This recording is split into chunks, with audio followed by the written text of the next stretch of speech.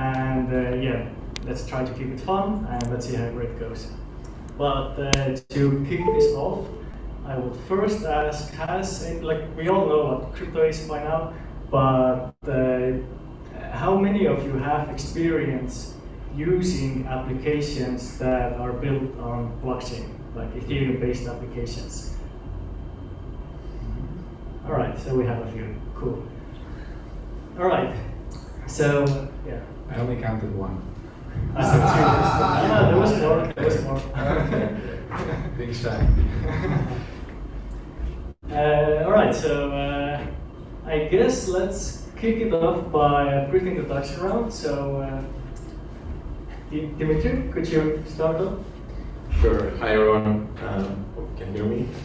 Yeah, it's great to be here.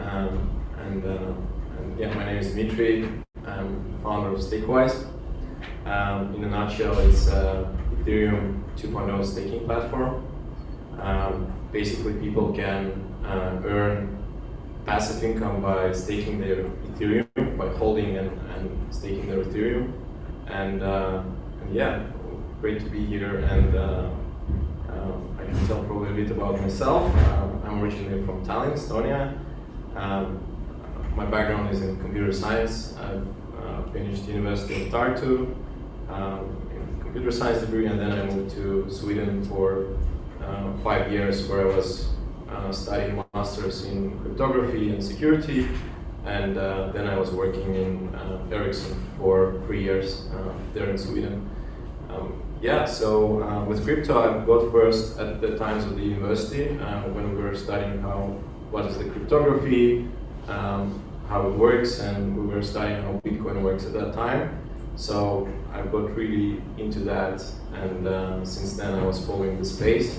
And when I learned that you can actually build applications on top of blockchain, that really blew my mind. So yeah, I started to work towards that direction.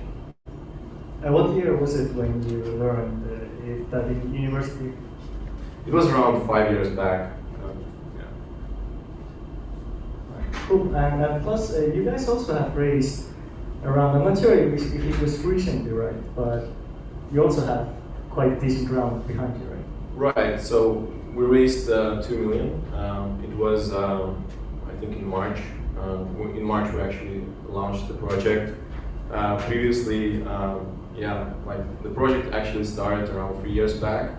So it was more like a hobby project. I was working on that and engaging with Ethereum. I really wanted to become like a validator in something which is like specific to Ethereum. And for that you had to have like 1,000 Ether at that time. So yeah, the idea raised from there that you need to pull funds from different people and allow them to passively earn income. Yeah, I worked together with the E2 community and was building Stakewise until Kirill, the co-founder sitting here, joined last year, and we started to work together on that project already. Yeah. All right, cool. Fran, shoot.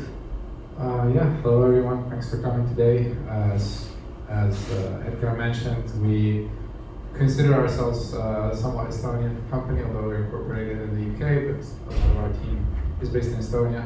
What we do at Superfluid is we're building a blockchain-based protocol which enables streaming money. Streaming money is defined as basically transferring money every second from one account to another without needing to make recurring transactions. So it's not about pressing a button a lot of times every second so money goes through. It's rather a completely automated process where users can trustlessly allow this to happen through a protocol. Yeah, a lot of buzzwords there. So regarding buzzwords, so in the Facebook event, there was a description that it's a decentralized finance app. Could you a bit describe what does it mean, like a decentralized finance app compared with like traditional finance apps? Yeah, sure. So a traditional financial app, let's mention, for example, our Estonian darling Wise, right? So when you use Wise, you deposit funds with a company which you trust, to do what you ask them, right? So you give dollars to Y's, and then you ask them, please transfer that money to pounds, right? And they transfer them back, or maybe not, right? You have to identify yourself.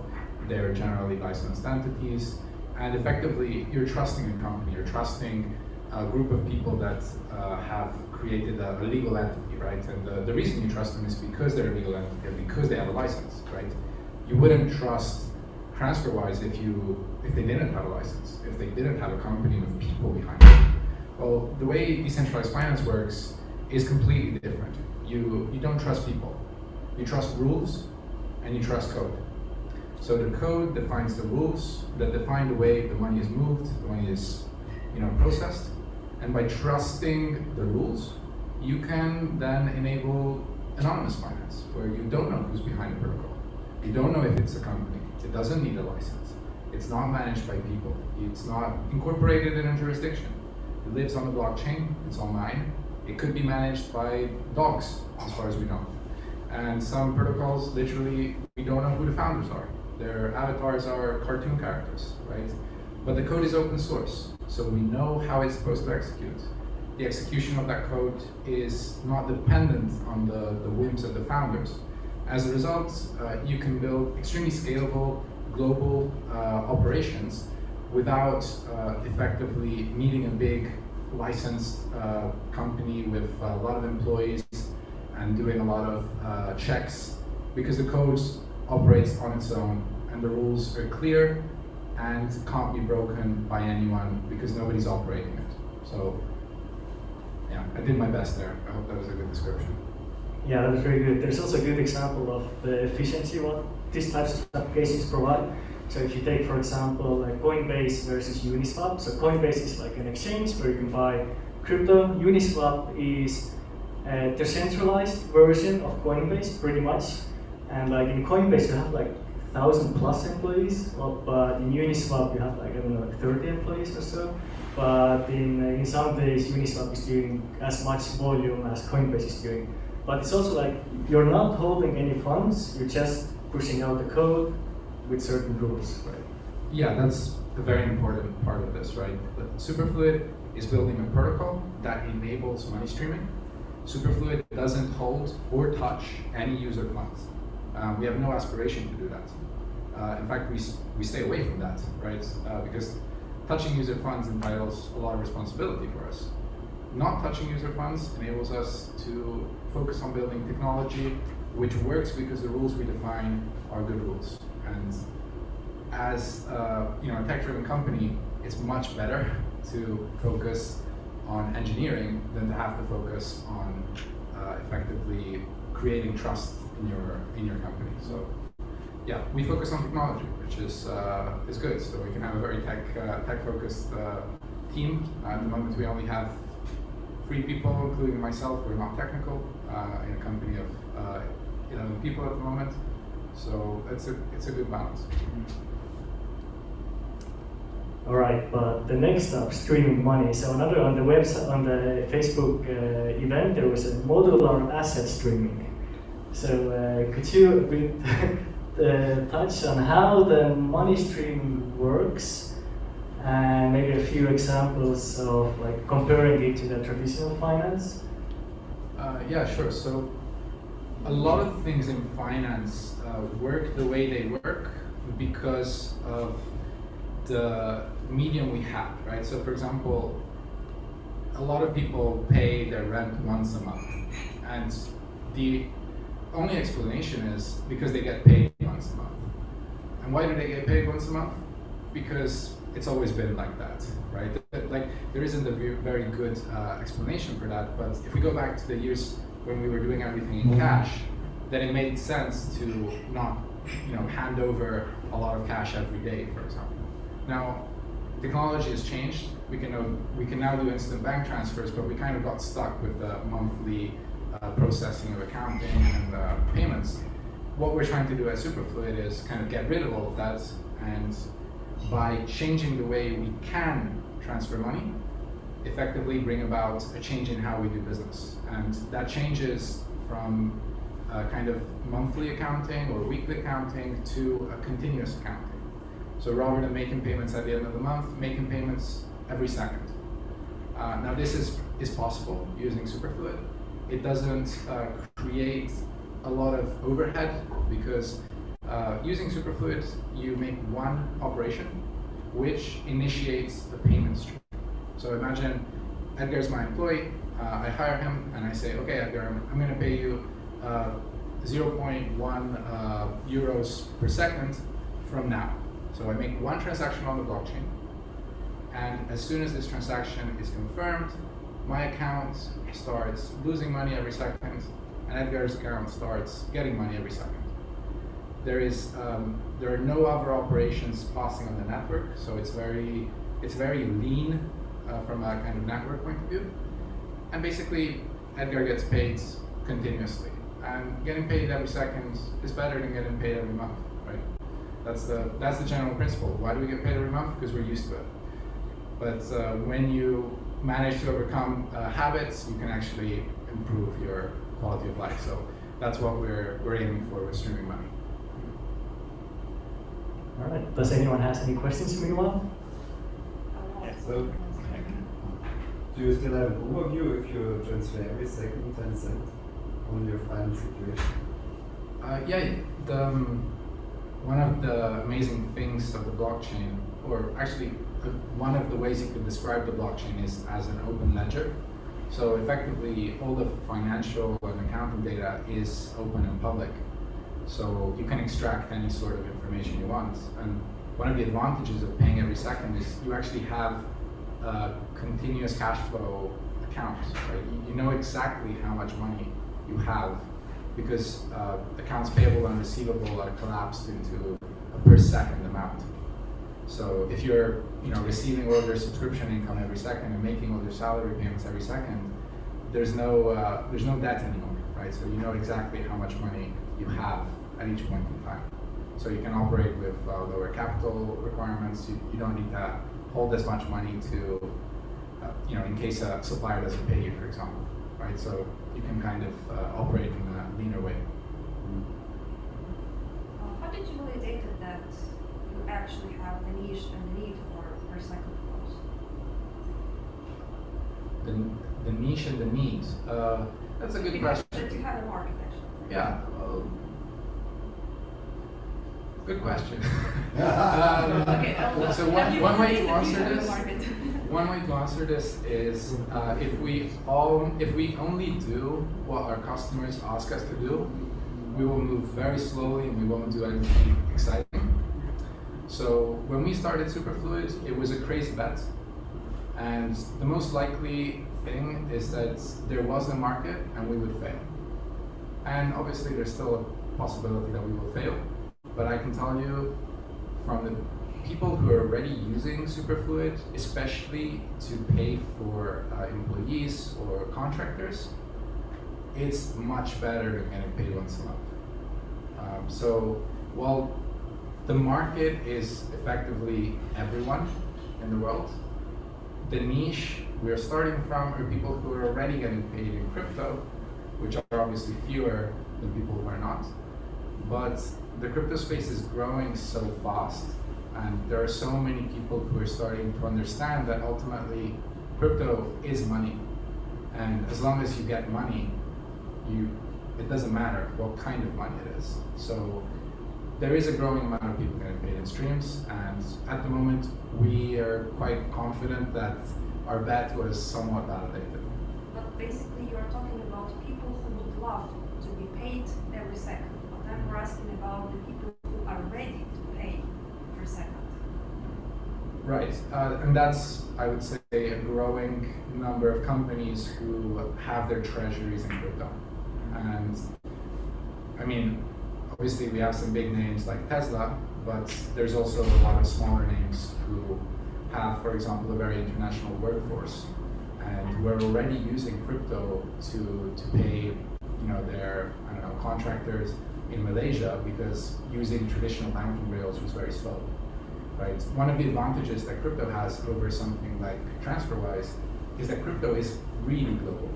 There is no jurisdiction where you can't send crypto, because crypto doesn't ever go to the jurisdiction. It's like it lives online, right? So everyone with an internet connection can receive crypto. So as a result, you can have global payroll immediately without needing to maybe use 2 different suppliers because one of your payroll suppliers doesn't have every country you need, right? So for international payroll, there's actually a very strong need for something like crypto. So yeah, it's a growing market. Plus, there is also one second. There's also like in crypto, there's this crypto developers are always trying for like efficiency. So if you have some funds on your account, that how you can use these funds like as efficient as possible.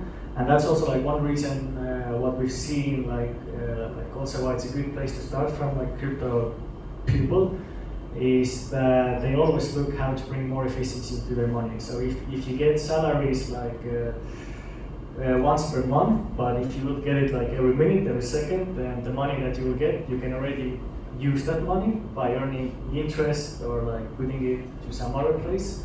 So yeah, this is something that why the crypto like investors and users are seeing it like a bit different at the beginning because they're used to using crypto. And yeah, they're always aiming for like efficiency. And like Superfluid, in my opinion, but you can correct me if I'm wrong, is like all about like bringing the efficiency to moving money without any friction. Like if you're doing a transfer, you're gonna pay the fees pretty much every transaction.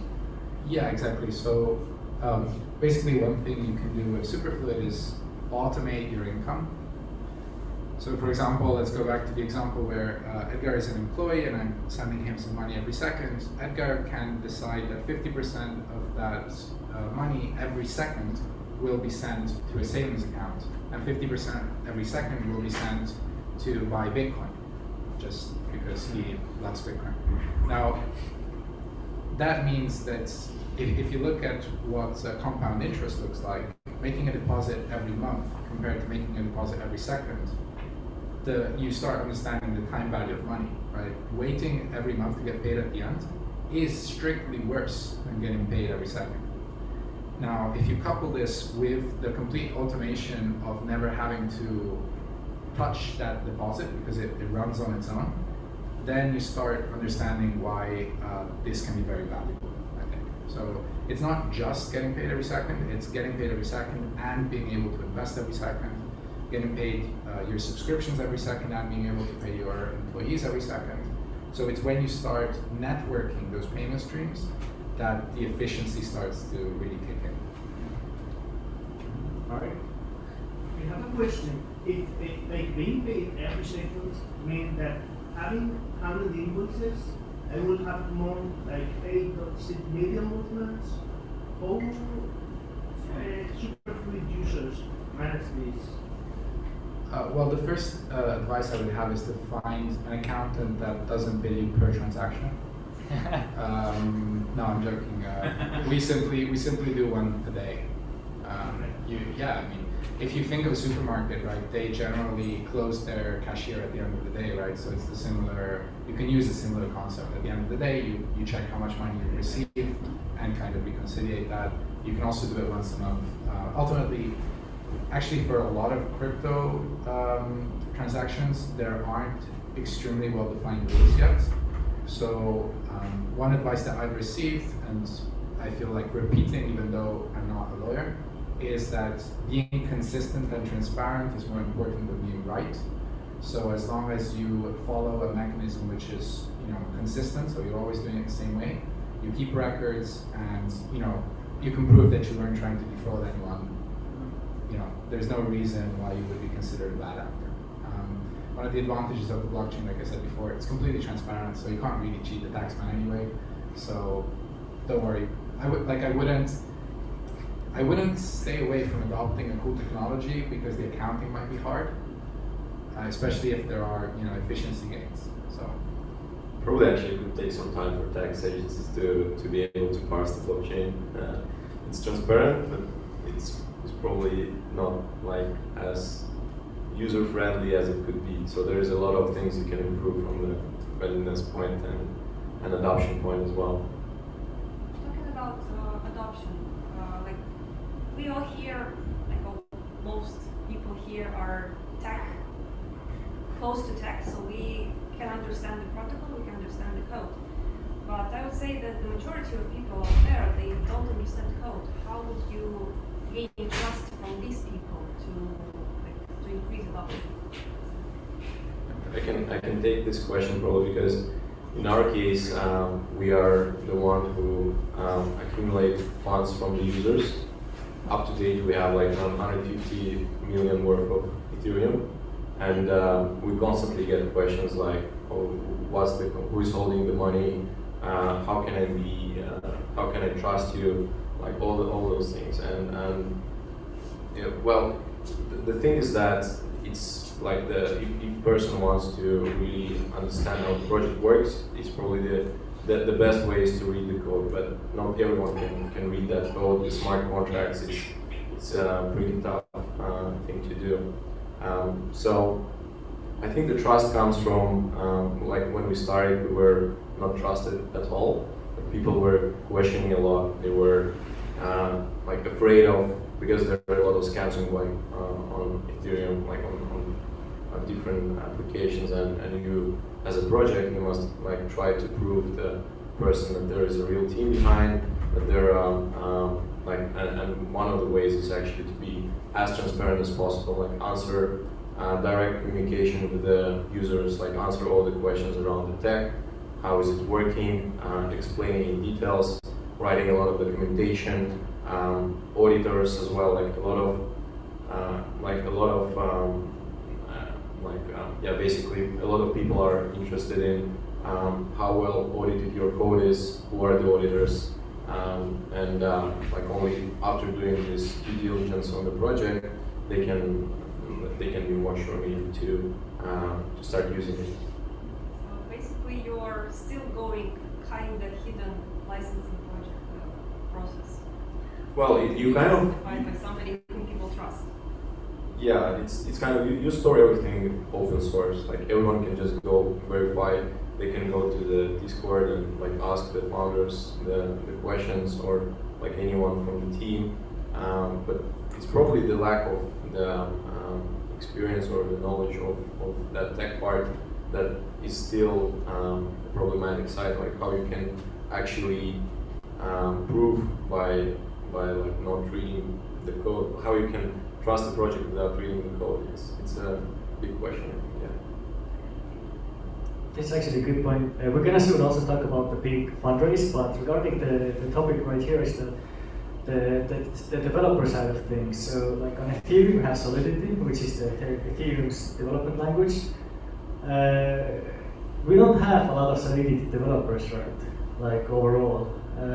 But like, how difficult is it first to find a Solidity developer who understands the code, and second thing is that how hard is it to educate the traditional developer into like a blockchain developer?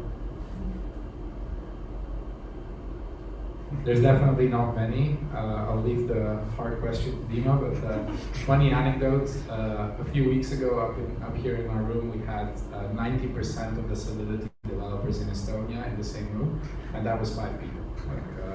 It's really not that many. If anybody out there is a good engineer looking for a new challenge, pick up Solidity because it's very rewarding, and there's a lot of demand. Both of us are hiring for Solidity developers, so we'll compete for you. There's plenty of other companies out there. So yeah, like I think I remember my path in learning the Solidity was to try to write some smart contract, like the simple one. You can try like tokenize yourself, for example. You can write your own token and distribute it to your friends, for example, or I don't know, like whatever crazy idea you could have, you can just try to implement it. And from that point, with the general, I think computer science background or coding knowledge, it shouldn't be very difficult to learn. It could take like understand maybe the blockchain in general, that you don't have like concurrency there. You have to like always like everyone can execute the smart contract, so there are a lot of issues that could lead to like loss of funds or some other big problems. But in general, I think it's a very different narrative from the programming point, and it's very interesting to like when you write Solidity, you think actually a bit differently when writing a normal code, because you have to care about like different things like gas and access. Yeah. So I would like everyone who is interested in trying out, I would really recommend to just try it, write some smart contract. It could be quite fun at least. All right. Okay, so now about the fundraise. So you raised $9 million.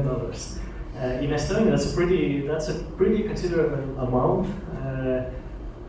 So I have a few questions here. First of all, how did you start fundraising? Because I know that in like usually you have like the crypto funds and the traditional VC funds.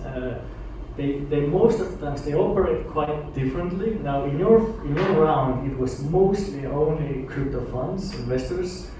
But how did you put the round together? I mean, like, how did you start? Did you start sending some like emails? Did you start reaching out to them? No, so actually our lead investor, Modular Capital, which was recently actually kind of selected as a top crypto fund in some communities. But anyway, they're a very big fund. They're managing billions of dollars by now, and they reached out to us. So they saw a blog post we put out with some. So there were some people at a hackathon that built projects on Superfluid. And he saw those, he thought they were very interesting, he reached out. This was back in October, and then the moment we decided to raise, I just sent him a message on Twitter, and we started talking. They wanted to take up most of our fundraising immediately. We had to push back a bit. We raised the amount we were trying to raise. We decided to bring more people in, like some of our Estonian friends, like Edgar is one of our investors, but also Sten Tankivi and Taavi Kinnikus from Wise. And yeah, eventually we managed to assemble a cohort of 37 different entities in the round. And that's like a very crypto thing to do for the kind of traditional startup people in the room. In traditional startups, the fewer people you have in your cap table, generally the better it is, because they're people you have to manage. In crypto, if you only have one investor, it's very bad, because crypto is all about decentralization. So you're centralizing if you have only one investor. So having lots of different investors from different backgrounds is very helpful, and they also can help spread your kind of your brand and help with awareness in different markets and different communities. And crypto ultimately is all about community, so it's very important to have lots of different people involved. We have a bunch of angels, which is maybe unusual for a round of our size. So yeah. All right. And what's your experience with raising the round that you did? Did you have a similar one that an investor wrote you a tweet or something? Well, I think in general we had two like big questions when you are raising. The first is, how do you evaluate the like how much your project it costs?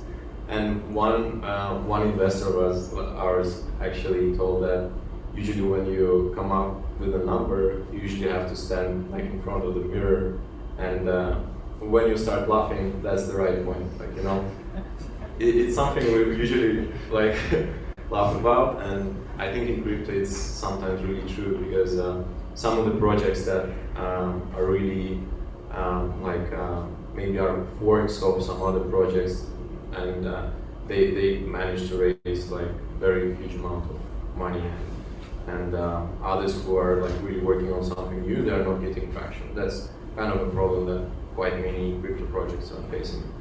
And another issue is usually the toughest is to find the lead investor.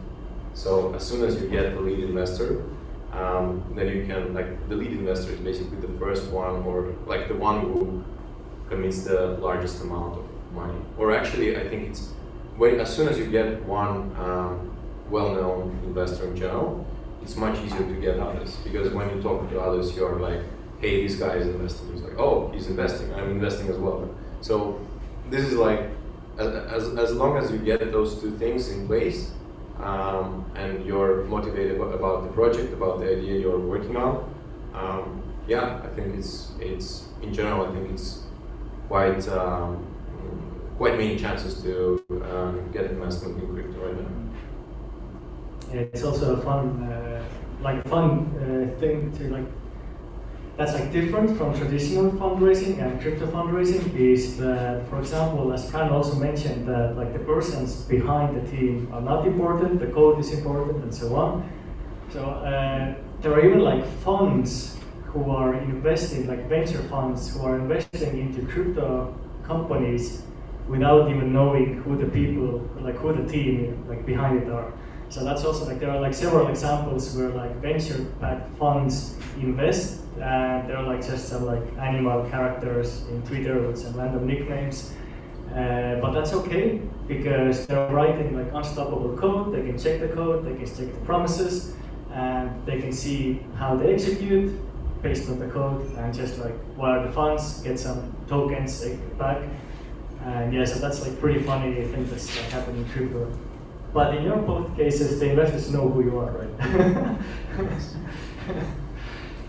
So yeah, that's yep. No cartoon avatars for us. Yeah. Yeah, another advantage maybe compared to traditional fundraising in the crypto space would be the globalness. So there are no crypto funds that invest only in American startups or only in UK startups, while in normal startup land that's very common. In crypto, everything is global. If you're not global, you're not going to make it. So the ones that make it, the ones that are relevant, are all global. And as a result, you know, it doesn't matter if you're from Estonia or if you're from, I don't know, Mongolia, right? You can always raise money, and you know, as Edgar was saying, you can do it with an avatar on Twitter. So literally, it doesn't matter who you are, doesn't matter what your background is, nothing matters. If you have a good idea, you have good code, you execute, you can raise funds. And that's, it's one of the beauties of it, right? It's extremely democratic. You generally, like if you look at the tech statistics, generally, they're extremely skewed towards biases in society, right? People talk about this all the time. There's not as many female founders, there's not as many black founders. You know, I don't like talking about this stuff, but the truth is, you know, in crypto, I think it's the industry with the most animal character founders in history, probably, right? So it's very democratic, and if you think you're not pretty enough to raise money, you can always slap on an avatar and try it anonymously. It reminds me the recent.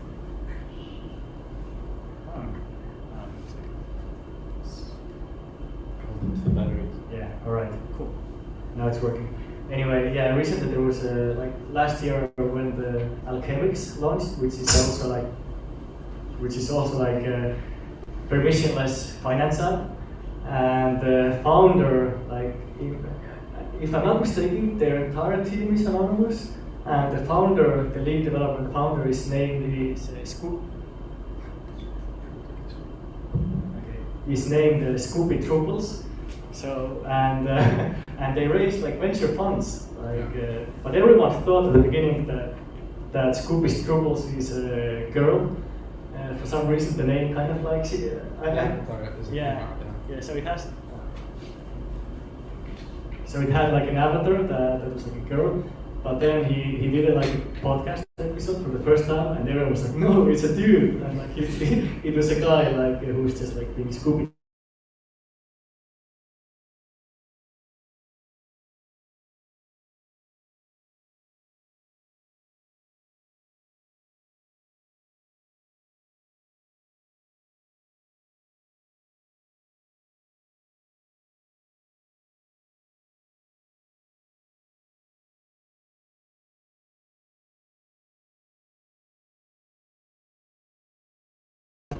Do you sell equity? Do you need to go with any instruments? Depends on who you raise from, right? Raising equity is the most normal path. A lot of entities in our space don't sell equity.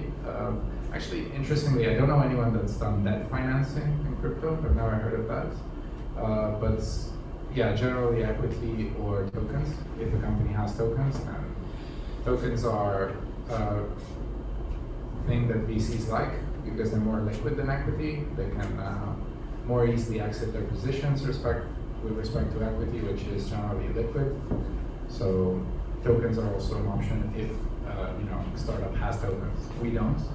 You guys do. So I guess you guys would probably sell tokens, but for us it's equity. Yeah, with the tokens, I would say the only downside that we are mostly afraid of is that you're always hearing about the price of the token. You don't want someone to dump a huge amount of your tokens onto the market that could cause the price crash. And sometimes investors tend to do that. If they feel that the market is unstable, that for example there could be a price crash for Ethereum or Bitcoin, they could, or even the project token or any other related thing, they could easily sell your tokens on the market. And one of our friend projects who we usually talk with, what they usually tell is that you have to build faster than your investors are trying to destroy. It sounds weird because they invested in that, but this is something that a lot of projects that for raising the capital sold the token that are facing some. But when selling the tokens, then how okay is it to lock up the tokens? I recently just read that some investors are very against lockups, but sometimes some teams recently have been even pushing for 5 years lockups. Right. I think it's actually we haven't got any resistance from our investors in order to lock their tokens. In our case, they have 6 months cliff. Cliff is basically they don't receive any tokens, or the tokens are not vested for any amount of time. It's just a delay until the start. And after that, they have a 2 years vesting period. So they will receive their portion in the duration of 2 years. Sometimes it really comes up to negotiation with the investors. Some of them they are against of locking that for a long period of time. Others who are let's say more there are I think different types of investors from the token point. Those who wanna go fast with their investments, and others who are more interested in long term and invest rarely, but in the projects that they really believe in and hold for a long period of time. So yeah, I think it's usually in our case we have smart contracts that are caring about distributing the tokens for the investors.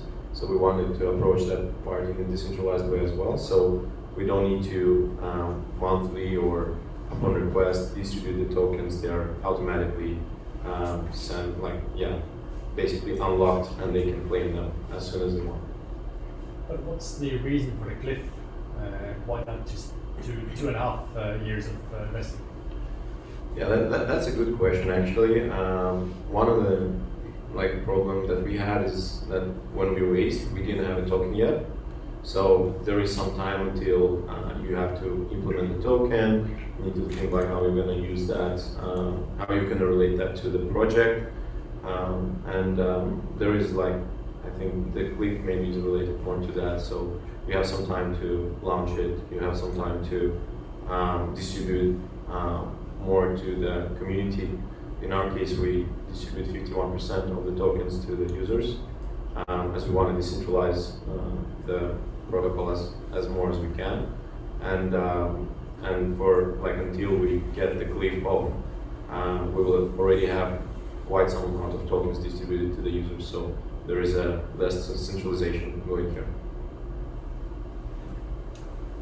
Sorry for a provocative question, but I'm really curious to ask. Would you use Superfluid to distribute your tokens? Can you repeat? Would you use? Would you use Superfluid to distribute your tokens? Yeah, actually, we are looking into how we can distribute that. With the contracts we have right now, it's more of the claim. So we want our investors to claim tokens instead of like them to be distributed directly to their wallets. That comes from the point of that some of them are, we just probably didn't want to have more kind of forwarding towards them tokens. But of course, there are some other ways, I think, related to the stakewise in general, how we can utilize the Superfluid, like for example, distributing the rewards to our users in a more automated way. And yeah, we're looking into how we can work together on that. This is actually how we got acquainted. Yeah, we met, me and Kirill and Edgar, at the same event about a year ago here in Estonia. And that's, I guess I was talking about DeFi, and then they asked me how it worked and how to do tokens and stuff like that. So that's kind of how we met. I'll give you some food for thought. Like, Superfluid is built for capital efficiency, right? It's built to make money more liquid. Equity goes up in value when it's illiquid. Like, you don't want people to move it as fast, you want them to hold on to it. So streaming it might be counterproductive for valuation. And that's something that's not kind of immediately obvious, but if I receive my investing tokens every second and I can sell them every second, it actually means the price will go down faster than if I get it every month and sell it every month. So it's not necessarily a good thing for the protocols to use it for tokens that are not meant to be liquid. There are also taxation issues involved. Yeah. Probably.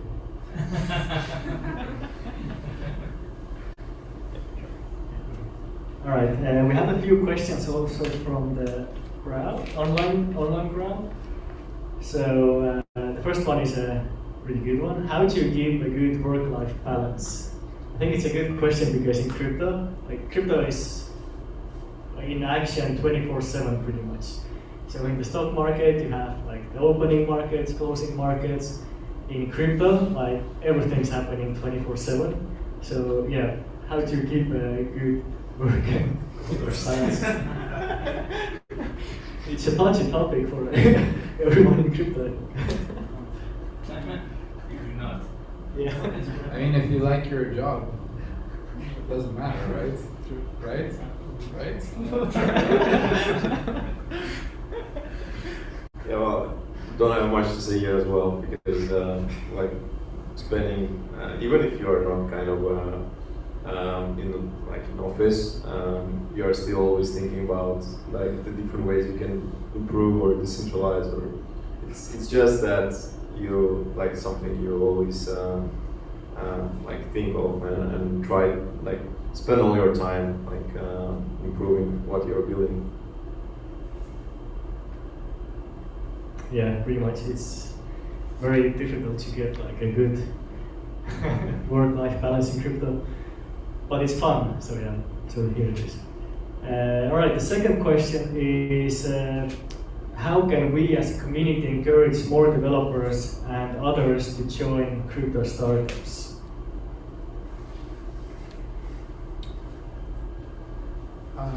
Well, I think by paying them every second. That's one way. That's one way. No, I mean, I think there's nothing more exciting to work on. I mean, I personally think that. It's the fact so many people in crypto don't have good work-life balance really is because they really like their job, right? So there might be something there. Maybe we're crazy, but maybe it's because the job is fun. What can we do? I guess just have more events like this. I mean, I found out about crypto in an event like this 4 years ago in Tallinn, and it was, I started there. So I guess having more events where people can ask questions that they can't find answers to online, and then just kind of get involved. That's one way. I don't know. Yeah, I would add only that in crypto, I think knowing the solidity or knowing the blockchain in general is very appreciated from the salary point. It's one of the, I think in IT it's the most paid role out there, like much more than front end or DevOps or any other roles like in the normal market. Because the reason is that there is a lot of funds that wanna that invest in the projects, and there are like literally every day a new project launching something, and but there are not so many people that are that know the tech part of that, like know how to write the code, how to write the smart contracts, and in general, like on the IT side, and that's why there is like literally projects are fighting for the developers and trying to provide the best best salaries and different bonuses on top of that.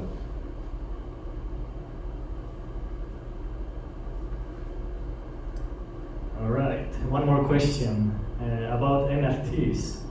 So, what do you think are the new characteristics of digital art markets using NFTs? Yeah, that's for me probably. So for who doesn't know, Edgar is the biggest. Who doesn't know what an NFT is? Okay. I'll explain. He's a huge digital art collector since this year. I think he didn't do it before, but now he's a huge. Last year or so. Okay, go on. But anyway, all right. So what are NFTs? Are non-fungible tokens. It's a pretty voodoo description for most people, but it's digital art. So like digital art on blockchain. So before you had you have images on the internet. I'm gonna click like save image as. I can take the image. There is pretty much no way to like verify if I am actually the owner of that image or not, because anyone can just save it. But with NFTs, with blockchains, you can actually like verify who is the owner of this image or like art or pretty much any image. And like it's a like to put it in like, because we're in an Estonian crowd, we have the ID card, for example. The ID card has, you can sign things with an ID card using the private key that's inside your card. So it's like it's not technically the same, but it's kind of like similar in a way that you take an image, you sign it with your ID card, and you say like that image is like mine. Like so in a way, but on blockchain it's much more efficient. It's much more like decentralized, permissionless. But it's like ownerships of digital media, pretty much. All right, but what was the question? 1 second. All right, so what do you think are the new characteristics of digital art markets using NFTs? Yeah, so like NFTs are an interesting market because like before NFTs, it was mostly just like crypto, like to generate geeks, like finance geeks who are interested in crypto. NFTs was like the first use case in crypto where like people who don't care anything about crypto, they don't care about Bitcoin, not Ethereum, like nothing, but they started using crypto because they were into art, and they started buying NFTs, they started creating artworks through NFTs. And this market has gone pretty insane. The growth of NFTs has been so large that OpenSea, which is the leading market, like an eBay for NFTs, their volume this month, was it over $1 billion already? Which is quite insane. So, but the new characteristics is that the NFTs, question was a bit confusing. What do you think are the new characteristics of digital art markets using NFTs? All right, well, yeah, the new characteristics probably are like if you compare the traditional art markets through like the NFT art markets, is that many people like some people say that if they cannot hang the art on their wall, then they don't want this. They don't want it on their computer, but for a lot of people, it's the opposite. That they don't want the physical art, they want the digital art. And the main reason there is that it's a lot more usable because it's programmable, and you can add your digital art as a collateral. You can take a loan on top of that. You can sell the art very easily. You don't have to go to some physical space or put out some to like meet people. You can just sell it, and the ownership goes to another person. So yeah, like what I think is that the NFT market expands the art market a lot because a lot more people can. It removes the friction of acquiring art, the functionality of what you can do with the artworks. So yeah, the new characteristics of the NFTs are, I'd say, that brings much more functionality to the art world, and also brings a lot more liquidity into the art world because you can trade it much more faster. But yeah, I hope I answered the question. You can also financialize a lot more, right, than in traditional art. Like, because it's programmable, you can do things like fractionalization, into lending, into pooling. There's a few organizations that have been created just to buy memes. Right? There was one that, do you know Blizzard? Yeah, a friend of mine is in that one. They created this organization which is now actually backed by A16Z, which was created to buy a digital artwork. So they collected a few $1 million to buy this digital artwork, and now they find something they want to buy. They recently bought the Nyan Cat. I don't know if anybody remembers that. The Already Concerned Girlfriend meme was bought as well by these guys. They also have the Doge meme, I think, right? They have the Doge meme as well. They're planning now to produce a movie based on the meme they bought. So it's extreme internet culture, basically. Yeah, and the fractionalization is a good point as well. What some collectors have done is that they have bought the artwork, which can be a famous meme, ownership of a famous meme or whatever. And let's say that you have the artwork, you cut that, so you add like, I don't know, 500,000 tokens that have ownership to that artwork, and then you can fractionalize it, and like pretty much then anyone can own, like, if I want, I can own like 1% of the Doge meme like artwork like in my wallet. But again, like this shows like the functionality that the NFTs can provide to the traditional artwork, and like everything, like fractionalizing it and so on, everything can be done like within like 1 hour, if not even less. Like in a way, it's super efficient, quite easy to do if you know crypto. So one thing that might be a bit harder, right? So if I were to ask anyone here in the crowd, how do you get exposure to the price appreciation of Picassos, right? I mean, I have no idea. Maybe it's possible in some sort of obscure financial market in New York or something. But with crypto, how do I get exposure to CryptoPunks? There's 10 different ways to get exposure to that price without needing to buy one, right? Buying one is, what is it, like $10 million or something? The minimum punk is $300,000 by now. Right, so let's say you don't want to buy one, but you want to get exposure to that price because it has, gone up, I don't know, 1,000x this year. Then how do you do that? Well, there's a few different ways, and anyone that knows Solidity can create a new financial product that gives exposure to that market, right?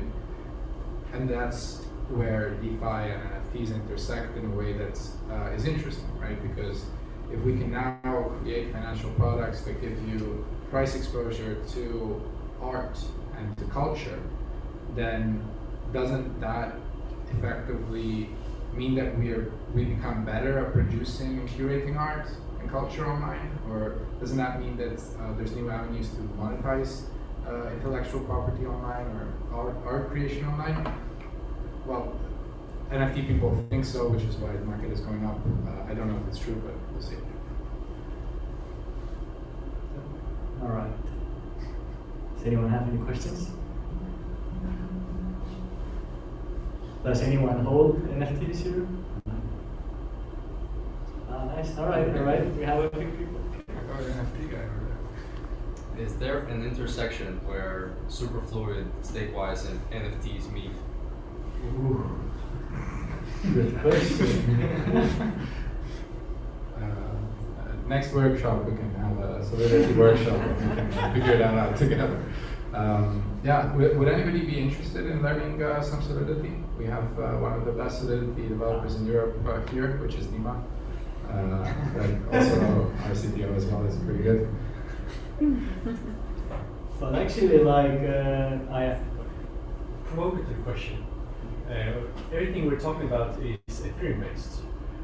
And so we know there are others. So if you would have to choose one, what's your second favorite? I don't cheat on my girlfriend. No, yeah. Yeah, maybe someone else has an opinion. yeah, I would say, although I'm not a developer, so I am a technical person. I know how Solidity works, but I don't write code. But like my answer here will be that it's like a lot of times it's not that like Ethereum has most of the developers, like most of the applications built compared to other blockchains. And it's not mostly about that, hey, like people like Vitalik so much and so on, like who's the founder of Ethereum, the creator of Ethereum. But it's mostly because Ethereum's blockchain has the infrastructure of Ethereum blockchain is the most developed. So the developer tools, applications, everything is the most developed there. So it's a lot easier for you to build an application on Ethereum, on some other blockchain. And the other thing also is that in crypto, everything is connected. So in a way, you can, a simple example is that let's take 5 exchanges on Ethereum. So you can create a new exchange that takes the best price of a specific token from these 5 exchanges. But what this means that you can create an app, you can connect it with all the other apps in that system. And that's also attracting a lot of like developers to that like one place. So it's a network effect pretty much that drives it. But if we should talk like about like other blockchains, there have been some activities on other chains.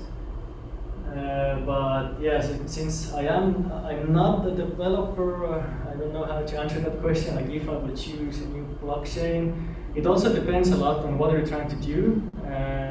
For example, if like recently Tezos has gotten some activity in their blockchain from developers, but it's mostly only NFTs. So like if maybe I want to do something with NFTs that for some reason I don't want to do on Ethereum, then maybe I will go there. But again, like the infrastructure is like so good on Ethereum that it still needs to be improved. But compared with others, it's like so much better that it's you have to have like a really strong reason to build on some other chains. Yeah. Different blockchains you can think of as different countries. So a country which has a lot of space isn't necessarily better, because if you can't get there, there's bad infrastructure, there's no population, there's no rich people, right? Then why would you build an amusement park there, right? The land's cheaper, yeah, but doesn't mean it's going to work, right? So that's kind of an analogy that can work. And what you see is that as more bridges are built, so more ways to get in, and more roads are built, like developer tooling and stuff like that, then they actually do start getting more adoption. But Ethereum at this point is just like the richest place, right? There's so much stuff there. You know, people are throwing a lot of money on alternatives, but it's a losing battle, I think. Yep. How does crypto projects like yours earn money? Because the code is open source, so when people use it for them, you don't earn anything. And is it only the token's valuation, or what's the projects for the next year? Right. Well, yeah, that's really actually a good like point in crypto in general is that as all the smart contracts are open source, why not to just like create another same project with the same code and maybe like do some additional top. If you heard of the Sushi Swap, for example, that's probably the best example in the space. There is like a Uniswap, which is the first and kind of one of the most used ones, decentralized exchanges on Ethereum. And then like another group of people just forked it, called Sushi Swap, rebranded it to, instead of unicorns, to sushi, and just like appreciated the liquidity providers. And liquidity providers are those who commit funds there for others to exchange like the tokens based on that, and they just appreciated that with their sushi token on top. So when they created a UI for migrating liquidity from Uniswap to SushiSwap, which was like really, you could see how liquidity migrates from one place to another. And the next version of Uniswap went with a business license, so it's much more difficult to kind of, you can get some legal issues there to fork it or yeah, kind of use their code. But in general, I think it's usually, yeah, like anyone can fork it, but when you start a project, when you build the code, you usually form a community around it. And people look, oh, this is like a unique project, it would be interesting to look it up. They join your Discord channel, they start to interact, they just start to try your project out. And if there comes like another one with exactly the same things, there's not so many chances that it will get traction. That's sometimes still kind of is not proven. Like sometimes we see the forks. Usually those who fork and build something on top, they can get traction. But if you just copy the project and start, it's very hard to get new users in, because they will always throw at you questions like, how are you different from that project? And if you kind of struggle to answer that, they just won't join the project in that case.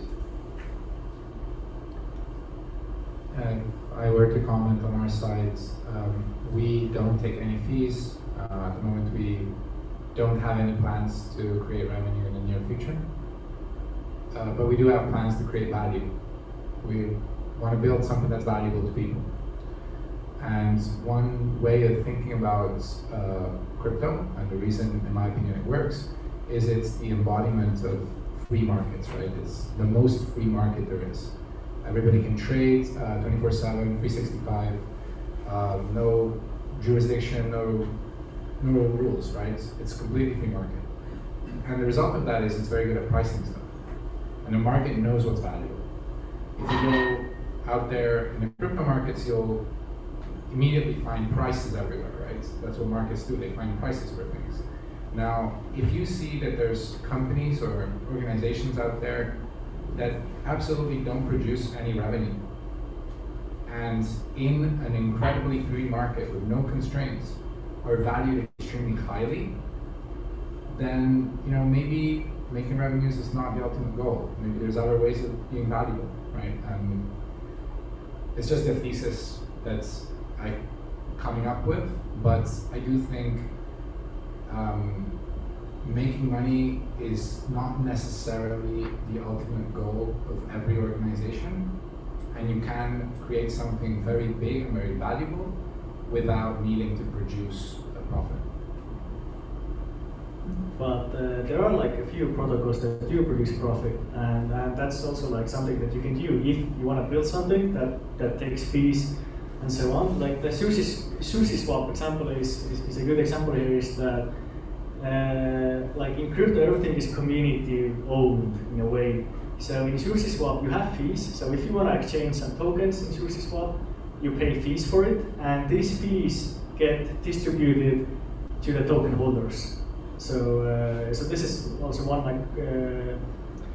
like one way how to go about that. And SushiSwap is 1 year old, and they paid like within 1 year. A second.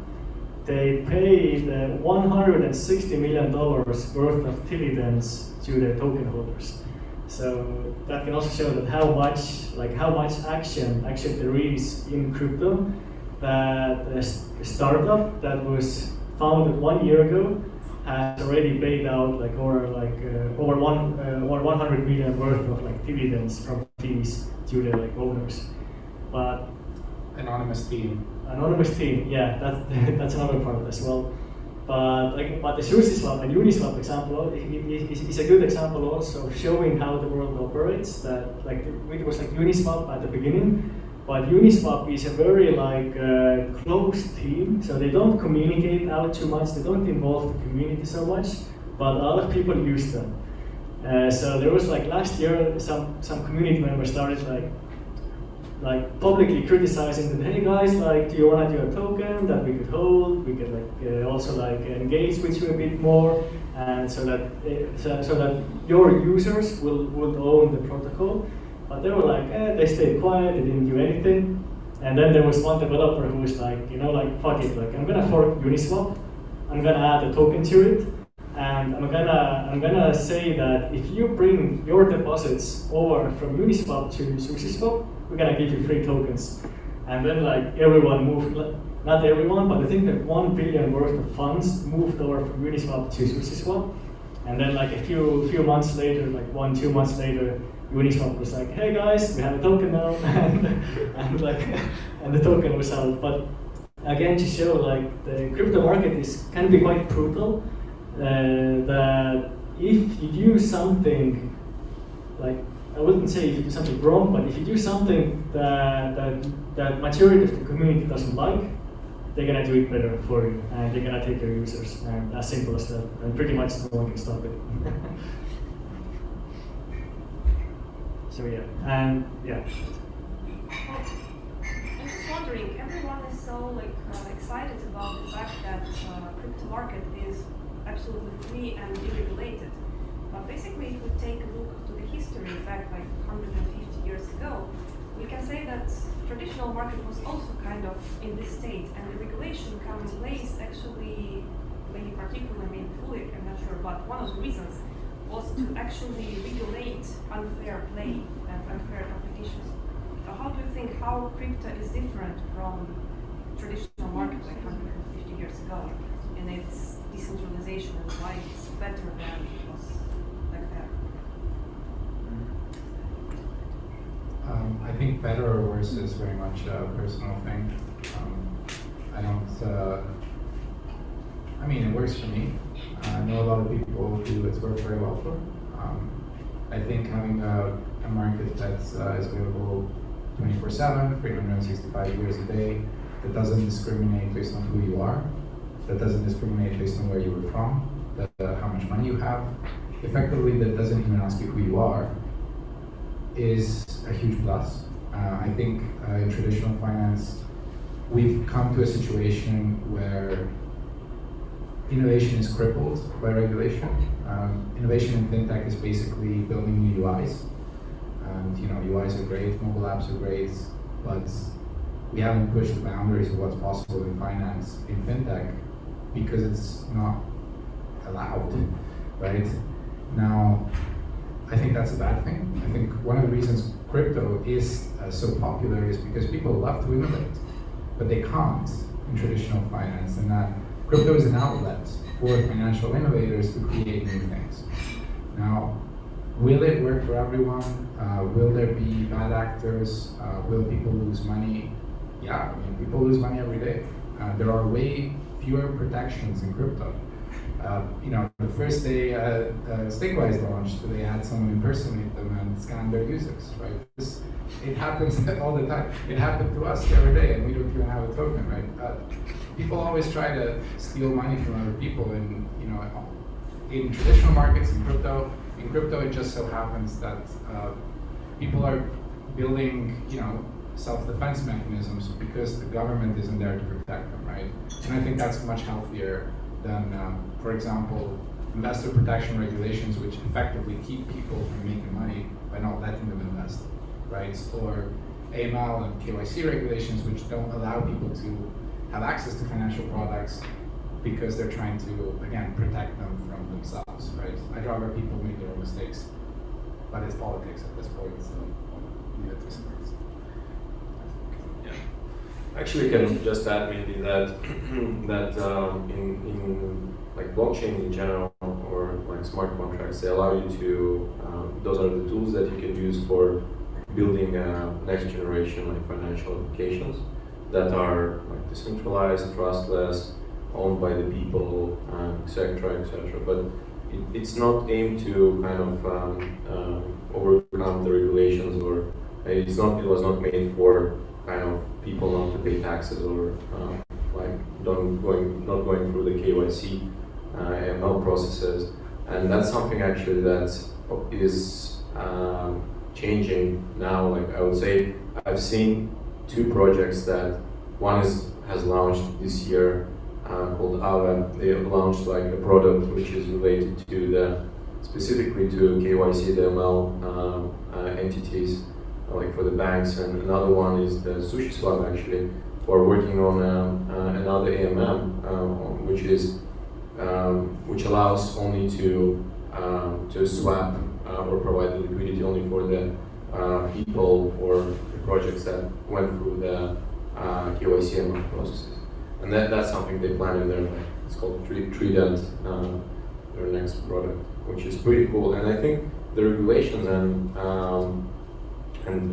accountants and everything, this will just come. It's just crypto like moves so fast that it's very hard to make those processes come along.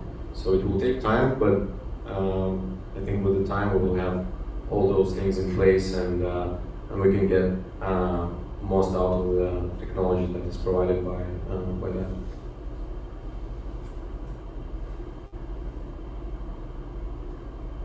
Got a question about Superfluid.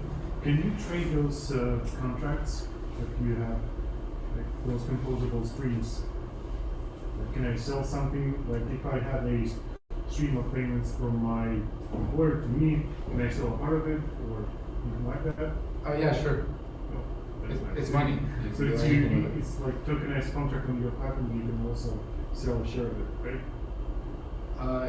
Right. Yeah, I see what you mean. Yeah, you can do that. There's actually a project in our space that builds basically a referral system where if you refer someone to a business and they subscribe to a service, as the referee, you get 10%. So that's in a sense, right, like a part of that subscription contract which you're receiving. And the referral link itself is also an asset which you can sell wholesale. So, I mean, it's programmable money. You can do anything. Awesome. Thank you. Alright, any more questions? Anything crazy you guys got in your pipeline? Like, when you already have the pretty, let's say, revolutionary ideas about functional composable streams of monies, and what else do you have? What are you going to do? I mean, if you can share anything. That was actually also my question. What are our next plans? Well, hopefully everybody in this room will get paid every second in a few years. That's one plan.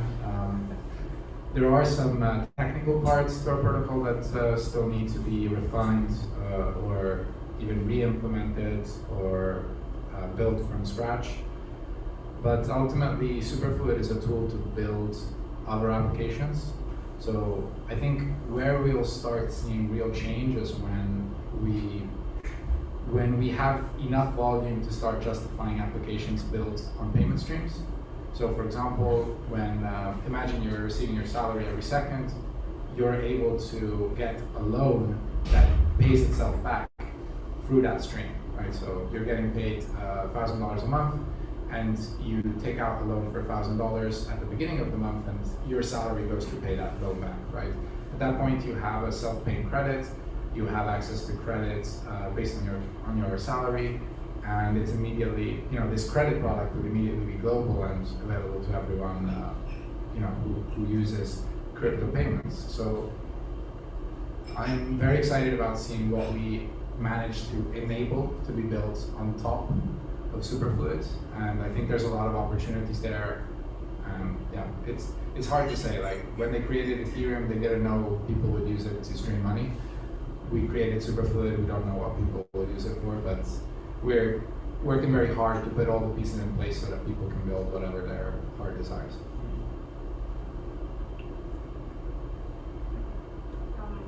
Maybe it's a bit naive question, but it bothers me from the moment that I learned about the blockchain technology. Now I'm just remembering the things which I wanted to ask. So basically, like the store of the blockchain, everything is held in a ledger. Am I getting this right? And this ledger is kept forever. And a node should keep like a ledger. What is the current ledger of Ethereum? What the size? Size. 2 terabytes. So basically, it's already terabytes. And it's going to be growing. If it's going to be scaling, it's going to be growing. And I don't know actually what's going to be like the sizes. And that means that only a specific supernodes designed can hold the ledger. And we are basically moving away from decentralization to some super nodes which will be controlling the whole network. Yeah, that's a good question actually, and I think that's one of the problems that the Ethereum 2.0, like the next version, and other like future developments are trying to solve.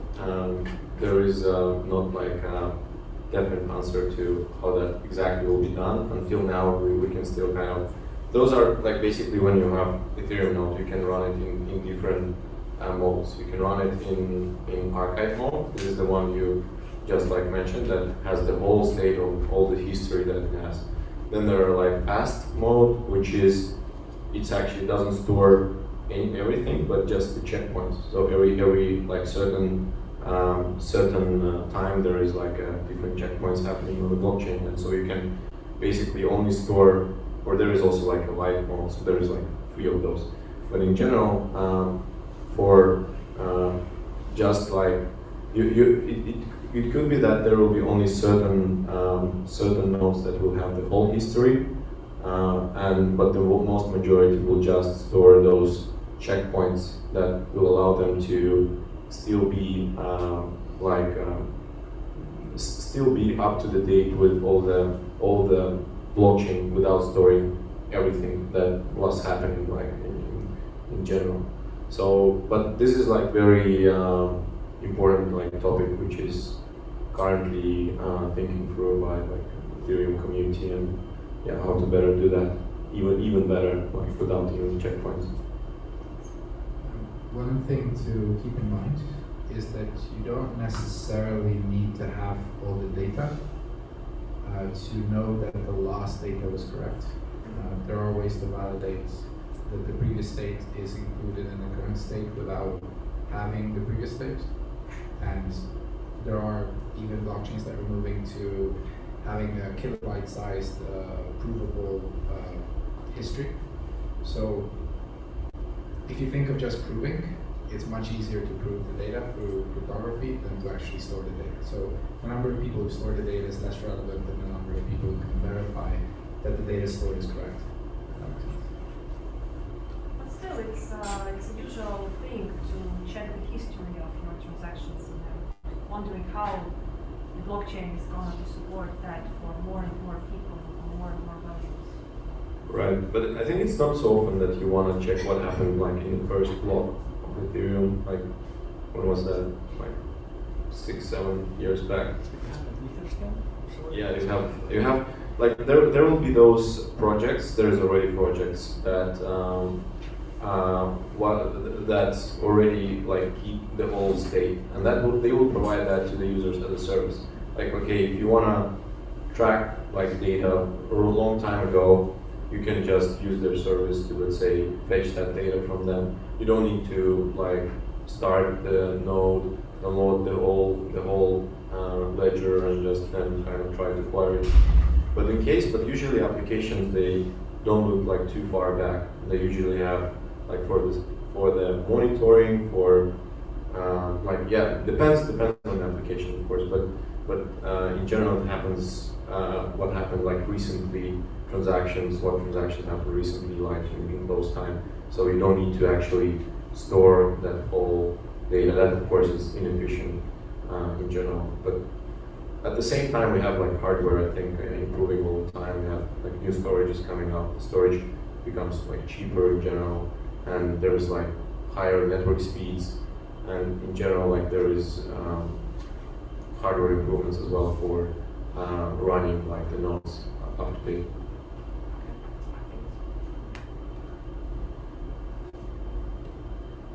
But yeah, there is a, I don't know if it's a startup, but Etherscan, they're a startup, right? Or a company or whatever. But anyway, there is a domain name Etherscan. And for example, if you go there, you can scan like all the data pretty much from all the address, everything. So yeah, they provide the service for that. All right. Does anyone have more questions? Right, Fran, I have a question for you, or for you both, since you're competing with hiring. so after the new round, what types of roles are you looking for? And is it remote, or are you looking for people like here at the office? No, I mean we're remote, but also local. I mean we have an office, obviously. We work there. If anybody wants to come and see us. Yeah, I mean, we're hiring for a lot of different roles across marketing, products, developer relations, engineering, front-end engineering, back-end engineering, pretty much everything. If it's something that's interesting to you, come and see us or send us a message. We're on Discord.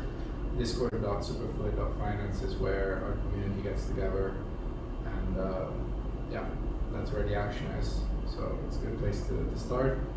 And yeah, I mean, we're hiring for every possible role. The kinds of people we're looking for are people that are passionate about making a difference and making something cool and exciting. Yeah. Yeah, well, in our case, we are actively currently looking for the DevOps engineer. This is like something which is very, very important for the project, because what we are doing is like at the heart of it is the infrastructure around the ETH2 validators, and at the current stage we have like more than 1,000 of them running. So it's like important for having a person to kind of build the monitoring around it, to build like the infrastructure around it as well, basically maintain it and everything. So that's kind of the main position we're currently looking at. And at the same time, from non-technical positions, we are looking at the community manager. So the people who are interested in communicating with our users, helping them with solving the questions, and in general, like keep it fun in the Discord channel or in Telegram. This is like another position we are currently also looking for. Yeah, Yeah, one thing I also wanted to mention, if there's anyone in here who kind of found this talk interesting, or at least kind of thinks there might be something there, there's a hackathon happening on the 15th of September. It lasts a month. It's an online hackathon. It's called ETH Online, so ETH like Ethereum. It's the biggest hackathon in the year. There's going to be hundreds of thousands of dollars in prizes. There's a lot of different technologies, so it's not about Superfluid or Stakewise. It's about, I think there's going to be 30 different sponsors. We are one of the sponsors, and yeah, if anybody might be interested in participating in that, hit me up, and we can. I'll show you how to sign up. I think it's a great experience. That's how we found Vincent, one of our most recent hires. And yeah, it's a good way to get into the ecosystem and kind of hack up something quickly and see if there's an appetite for it. To your question before about how to find if there's a market for your idea, hackathons are a good way to find it. And also the reason why I asked this question, besides trying to promote promote your positions, is mostly that I don't think I know any person who started to work in crypto and then left. It's a super exciting field, and like if you're at least like mildly like interested, I recommend you like dig in more. And like at least by now I haven't seen any person who has like started to work in crypto and then was like, yep, that's not for me. So it's yeah, I would highly recommend considering it, checking it out. It's a very interesting new market that has emerged with a lot of talented, innovative people, and it's very fun. All right, thank you. Thanks everyone.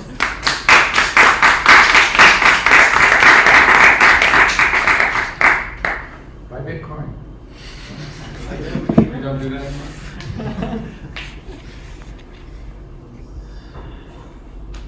Thanks to everyone who joined us remotely. Yeah. Thank you. Felt like you were here. Thanks. So if you have any questions directly you didn't have possibility to ask, maybe they are here a couple minutes more, take a snacks and enjoy your Friday here.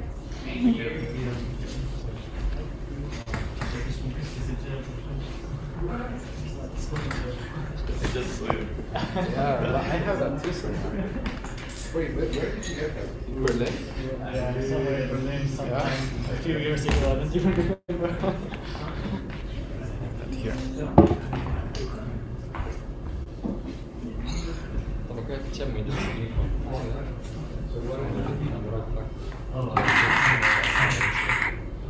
See oli meile jaoks. Ma vaatasin, et kas ta lõppes siin ka ära või ta salvestab ikka edasi. Joo. Okei, kohe pistutan.